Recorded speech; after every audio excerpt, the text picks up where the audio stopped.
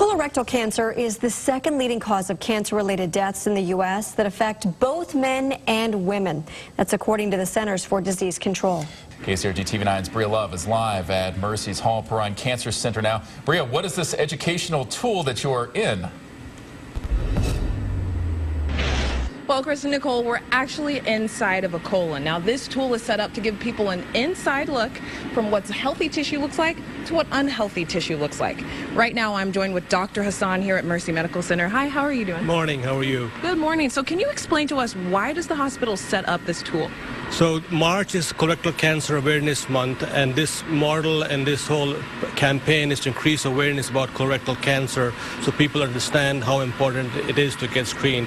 Colorectal cancer is the third most common cancer diagnosis in the country and the third most common cause of cancer deaths amongst men and women. However, colorectal cancer is treatable and preventable with appropriate screening, and the purpose of this model is to increase awareness to make sure people understand that how important it is to get screened and tested for colorectal cancer. Right, and do you want to explain what some of the key messages you're trying to get across with this tool are?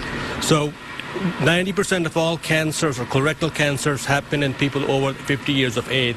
So if you are over 50 years of age, you should talk to your doctor about getting screened for colorectal cancer. This is very important because if colorectal cancer is picked up early or detected early, it can be prevented. And even if you have colorectal cancer, it can be treated with very good prognosis and outcomes. Therefore, that is the key message, that talk to your doctor about colorectal cancer screening if you're age 50 and have average risk factors. However, some people are at increased risk of colorectal cancer. So if you have a family history or certain conditions like Crohn's disease or ulcerative colitis, you may need to be screened sooner. So it's very important to talk to your doctor about the various screening methods available for treating and preventing colorectal cancer.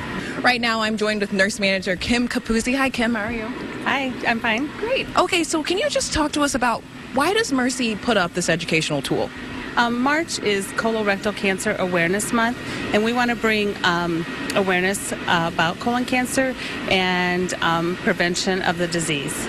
Got you. And I know a lot of people are pretty anxious about colonoscopy. It's something you can be, pretty scared about. Do you want to talk to us about what you should do beforehand, how the procedure goes from a nurse's standpoint?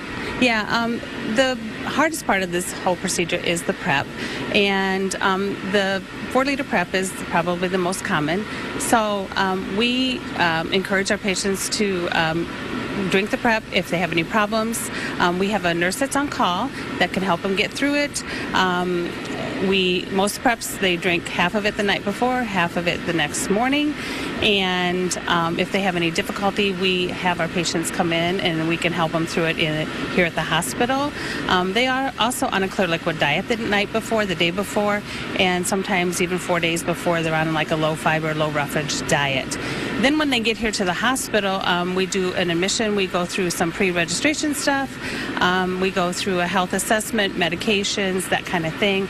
And then we start an IV, kind of go through their pre-op teaching, tell them what's going to happen in the procedure room, and kind of hopefully decrease their anxiety. And the family is involved during this whole process. So what are some of these signs and symptoms of colorectal cancer? So most people think that if they have colorectal cancer, they will have symptoms. Unfortunately, most people who have colorectal cancer will not have any symptoms and will be perfectly healthy or normal, which is why it is very important to get screened so it can be detected at early stage.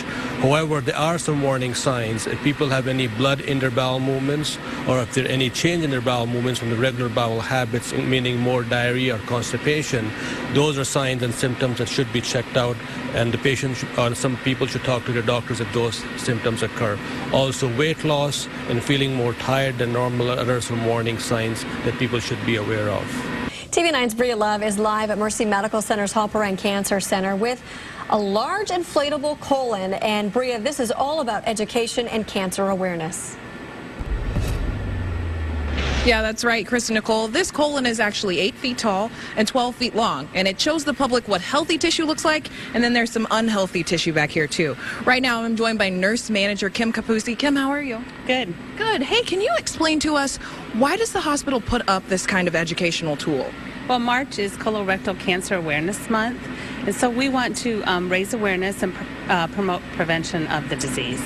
Right, and I know a lot of people have some anxieties about the procedure. Can you explain what they should do beforehand and how the procedure works? Yeah, the biggest anxiety is probably the prep for the procedure.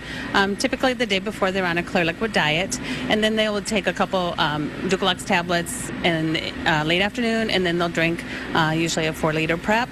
And sometimes they drink it all the night before. Sometimes they'll split it and drink it the night before and the morning of the procedure. They do have our unit's phone number. If they have any questions, we will coach them to get it through it. Sometimes we have them come in and prep.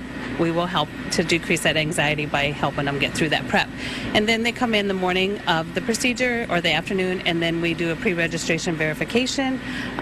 We'll kind of go through some medical questions, go through their allergies, medications, start an IV, and then do their teaching. So we kind of tell them what to expect during the procedure, kind of to decrease their anxiety that way. And during this whole process, their family or friends is with them, so that helps kind of with their anxiety also. So the American Cancer Society recommends different ways of detecting colorectal cancer. Starting at age 50, there are several ways of detecting colorectal cancer. The most commonly used is colonoscopy, by which the colon cancer can be detected and prevented if the polyps are removed at an early stage. Other options are having a barium enema, or which is a kind of an X-ray, having a flexible squamoscopy, and then stool tests. But the most commonly used is the colonoscopy, as it can detect and treat polyps, which are usually the beginning of early cancer for colorectal cancer. And definitely critical to get the word out to people, especially this month. Thank you. Bria Love reporting.